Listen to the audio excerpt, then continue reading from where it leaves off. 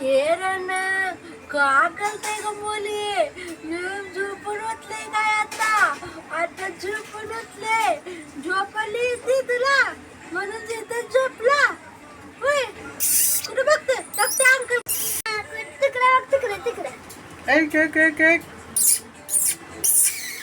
तू कर ते काय चाललंय तुझं उठा सकाळ झाली दिवाळीची वेळ संपून गेली उठा